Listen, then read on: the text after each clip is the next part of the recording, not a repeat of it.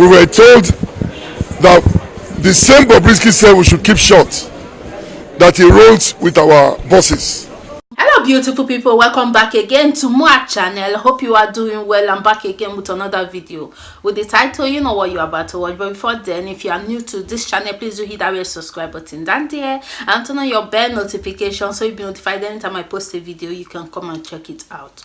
Today video I want to talk about now the petition where they write and they submit to whatever Senate because of Bobrisky. The youth of Nigeria actually get this time.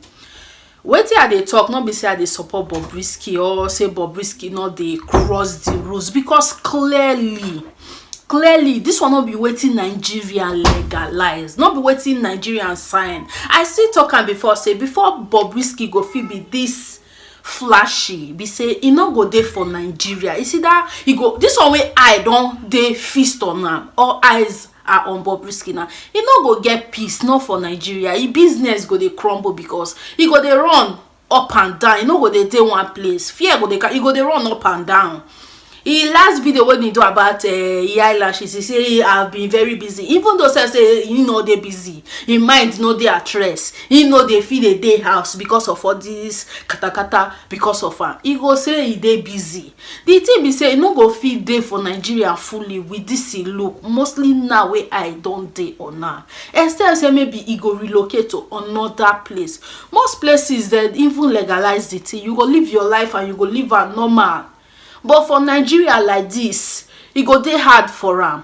Except say Bobrisky now go remove this flashy look and turn to normal person. Not be say all this omoko, all these people where they like men, they know they for Nigeria. But why I be like say they feast on Bobrisky now, because say Bobrisky kind of they flashy. Many of them they for Nigeria, but they're normal and they dress normal like normal men. Most of them put wives for house to cover up. They get families just for societies to just remove eye. That one na because they understand the place when they dey. This now who now the person where they be, they like men, they no go fit change them. But for the society now, they just use wife and family take cover up and use normal clothes take cover up. But Bobrisky can still look normal, still do what you they do. Say people I no go 2 day on you. But this one now when the bless say choose to be Bobrisky this way. Eyes on the honor and they always they come for him. What I just think, I just feel say this one not be the problem as per now. I not say Bobrisky not they bring problem. Not be say I they support Bobrisky. Mona no get me wrong. Bobrisky now they break the rules of Nigeria. Definitely is clearly. Most people go say, what is he doing? He's not doing anything. It's just his look. Now just the way person one day now is supposed to. Yes, most people go agree, but not be for Nigeria. It's not legalized in Nigeria. So not beside they support Bobrisky. I just believe say not be Bobrisky we suppose they tackle as per now. Not be Bobrisky Nigeria as they suppose they tackle. For example now, the South African matter when the black say they go on, the man when the black say God can't even touch he heart. He can't bring millions and millions of naira, make people take get free flight from South Africa to Nigeria. When I know say bribing and all those kind mago things don't they inside the matter now for South Africa. I don't know whether now we bloggers and they get information there like this, but not things then. All these are things where they suppose they take to whatever, right? Petition they take to whatever. Maybe they see the complaint, the real complaint where they grant. Not be Bobrisky. Maybe if not don't tackle big problem, then una fit start to the tackle Bobrisky.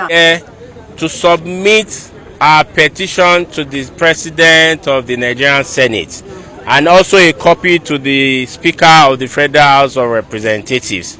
The petition is nothing but just a concern and how we feel about the activities of Bobrisky, Mr. Idris Ogunleye, known as Bobrisky. We want the legislative, the National Assembly, to please strengthen their legislation on how to nip down all those who are involved in lesbianism and gay activities, because we know very well that our constitution in our country does not allow such an activities, and it is of the record of the National Youth Council that for some times we have heard that some persons have actually engaged in such an activities. And the reason of all is the activities of Bobrisky, who has become a threat to our culture, who has become a threat to the integration of our culture. We say no to this nonsense. The first time we attached to this moment, this issue, we were told that the same Bobrisky said we should keep short, that he wrote with our bosses, that it's too big for us to talk to us. Our level is very low to him.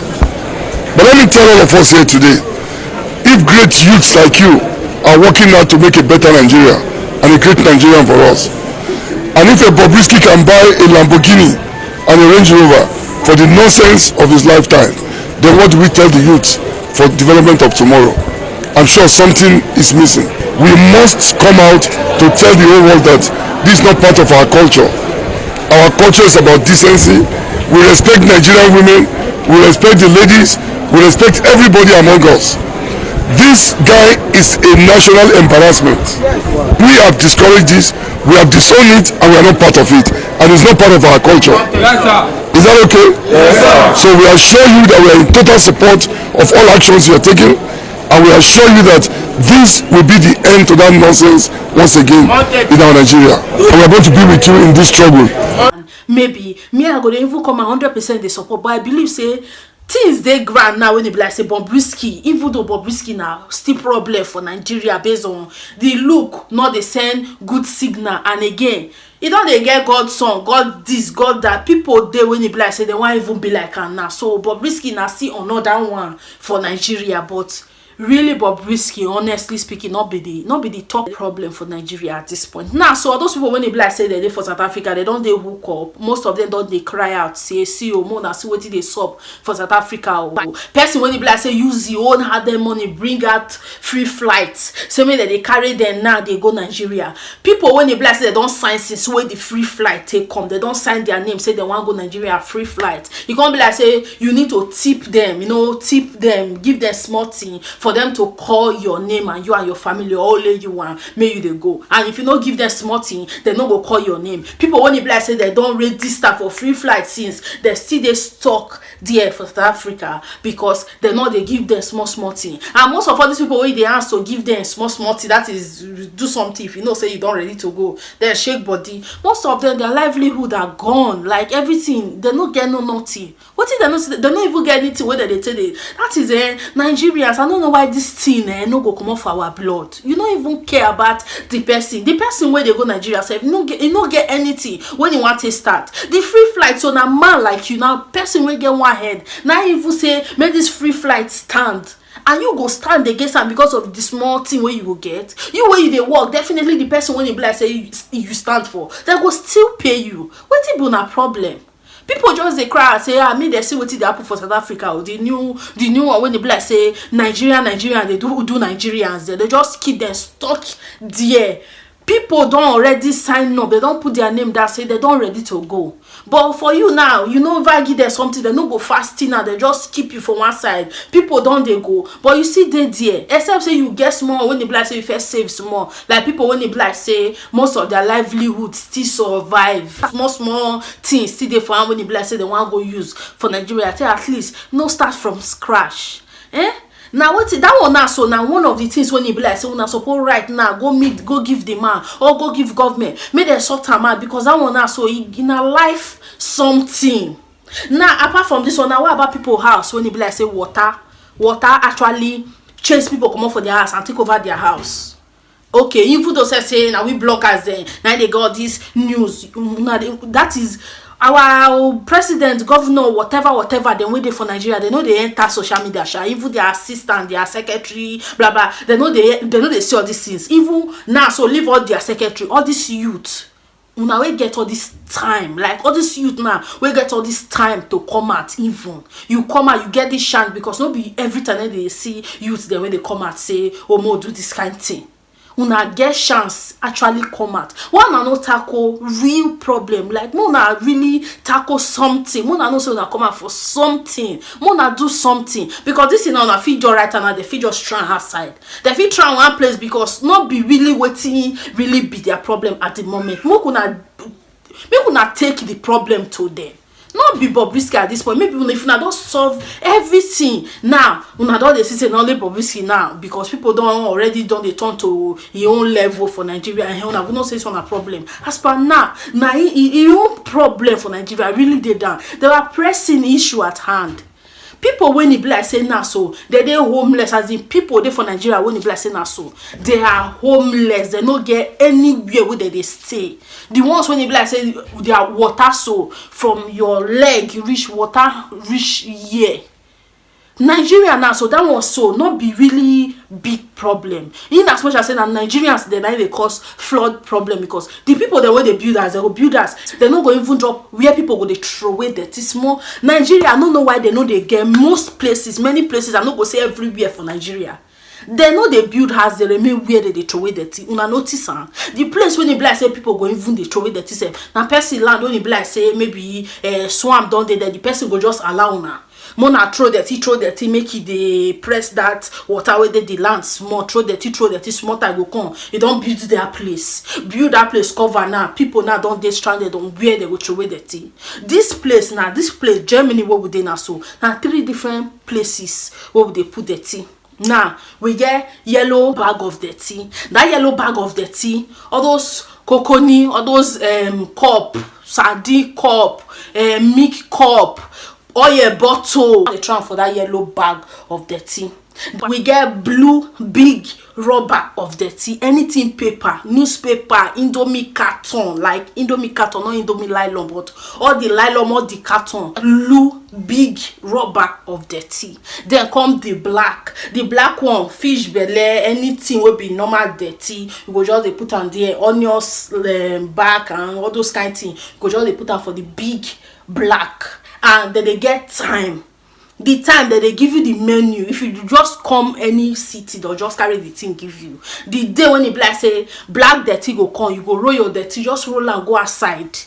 They go carry and when they carry and so most of all those dirty said they know they can't just they go through and they take and they go miss and they turn to something else. All those cocoa, all those cup, sandy cup and all those things, they go take and turn out to something else, take construct something else. You want to just drop and for outside for them. And the thing is say if you can't carry yellow dirty now go drop for outside for them, they want come carry and they come they see another thing inside when no supposed they there. They go leave them for you. That one be say you never know how to do and they'll just leave them for you there. So you go know how to they separate or dirty well. Not be say you go there, you go cook finish or you go do finish. Your dirty don't full, you don't even know what you want to do the dirty. People dey like that. Where we stay for Nigeria, where I stay grow, I go dey pray make dirty no full, like make dirty no full. Dirty go dey full. I go press on. Jack and press and make it go that make dirty no full. Because if dirty full, it just be like where would they fetch water? It dey very that is where we they carry bucket they go fetch water. They very close than where we they carry dirty for here they go through away. You go waka no where to throw away dirty except you want put dirty for gutter. And now so many people they do for Nigeria.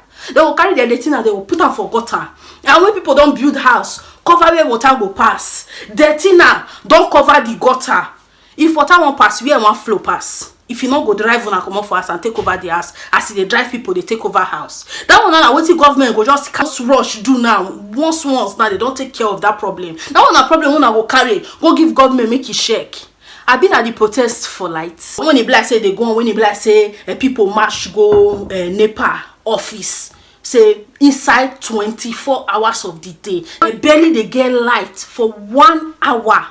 1 hour inside 24 hours, and then they pay the light bill. And even they pay people when they march, they go NEPA office. Then they go district. That is the protest not be here. That the thing aroused. Then they go the annoyance and then they pull NEPA office down. See racking. Then they rack NEPA office. They scatter everywhere. Say which kind of thing be that? Then they pay money. Now that time self now the person where they in charge, woman where they in charge of the NEPA office, they explain say that they get problem. Say that they try to fix them. Make the people there instead of them to come they rack them, come they put them off work. Make them at least give them time to put the problem into order. say they still dey try. All this one na wetin una go write go give government. All this one na issue. If light dey, people business go dey go. If light dey, your life go dey a bit easier. Light, that is I actually come up for Nigeria, come here to know wetin light really dey do. E get the time when e be like say my the place when e be like where light our connection, our light connection dey, e kind of just go off. My husband no dey as my husband go work, neighbors they no dey as. How many hours I know wetin light they do for my life. That is, I cripple for house because I just stay for how many years for Europe, and the light don't already master me. And that day as the light come out, it be like say I cripple. I no fit give my children food, I no fit do anything. This thing when I tell they on water, nothing they work. That is nothing, everything just stands still. I no feel light fire, I no fit do nothing. Everything stands still. My life, I was like, I no fit do anything just for some hours where that light just go off. You know what the light go fit do? If say light dey now, so people business go dey go, things go dey easier for another side. Now wetin you go write go give government, make dem check am. Bobrisky come, Bobrisky still dey down. Before you go come write Bobrisky, come say see wetin men they do, because I don't dey see am well for social media. When e be like say even men sef they go road. Honestly speaking, men they go road, see girls there. Fine girl, how much more go ask now? You go ask, you go see say the girl where you carry naturally man because of makeup and look. And then they really they get mind to even they follow men that they go ask. So you know say they follow that man they go ask, something if you go down sharp, and you know say na man you be they get the mind. I don't know what they follow man they go do for, so you know say you be man. And the man actually they approach you thinking say you be woman. I don't understand. Yes, I know say the look, Bobrisky look, and the thing don't they turn to something else for Nigeria. Now actually problem, not be say is Bobrisky the problem of Nigeria. Small one. I believe say in Nigeria say they cast up till now. No be say Nigeria cast overnight. Nigeria no cast overnight, and Nigeria no cast for one president hand. If not check and well, no be say Buhari like say Nigeria actually just collapse for Buhari hand. It don't they collapse they come because now people now see remove good luck and many more before good luck. Good luck no they do anything, no they do anything. I see Nigeria, see this. More put this one. Now so it don't they collapse till it reach now. If they collapse, they come. Maybe another one say it still they collapse. Now small. This small problem, that small problem. This one join together. Now they bring her down. No be say na Bobrisky. Now be Nigerian problem. No, actually, not being be full Nigerian problem. But the small one. Now make Nigeria take combine like that. Can't get many problems. Now so it be. So I believe say there are things to tackle. These guys themselves now even they say true. We actually get time to come out like this. That is very good. Why not use the opportunity, like kill on the opportunity? Use the opportunity to complain for something very important. Something when you bless say get weight. Even if like this house when you bless say water don't chase people come up for their house and take over their house, make people they homeless. May una tackle this matter, make government come, make they come open all the gutter. If na people house now they stop water from flowing, may break the fence and break the people house, open road for water to flow. Make water they flow, make water no they hang, they reach person for year, because if the thing they dangerous, if rain they fall, your children they room, you there are some kind of people where they sleep, dead sleep. Before you go open wide, if water don't reach up, if children come down without knowing now, water fit strangle, water fit swallow children before you go know. Should the thing they very dangerous. This one a life issue. Not be culture issue like this when I decide to take first before life issue. More go fair get life before now we talk of culture. Yes, you go fair get life, everything does do okay before you go talk of how our culture they work and how this person they do to read or everything where we grow to know. Una go first get life first. This now what I think. Drop your comment down below. What do you think about this issue? I'll see you now for my next video, or una go see me for my next video. For now, I'm out. Bye. Good morning to you. This is CEO to Bob Wings. It's been a while I talk about my lashes. Sorry, I've been busy, but now I'm back to business. Have you guys patronized Bob Wings? What are you waiting for? Don't you like my lashes? The dramatic lashes. It speaks class, expensive, durable, and it's so cute. So guys, don't forget to patronize my brand. Support your Oshevades brand, Bob Wings, today. I love you guys so much. Daddy Freeze, stop being a coward. Do you hear me? I said stop being a coward. You did a program on Bobrisky and you were saying if we protest against Bobrisky, if it is necessary or not, that you don't find it to be important. That if you, I said stop being a coward. You're the person that has been speaking against tithes and against the church and against men of God. As far as Christianity is concerned, as far as the church is concerned, tithe is a tradition. It's something that Christians believe in as far as the church of God is concerned. But you are one person that your voice has been so loud, you have been speaking against tithe, you have been speaking against men of God, and you have been speaking against the church. Something that has been a tradition of the church and of Christianity. Tithing is not just practiced in Nigeria or in Africa. Tithing is practiced all over the world. But your voice has been so loud, trying to discourage Christians from paying their tithe, something that has been a tradition.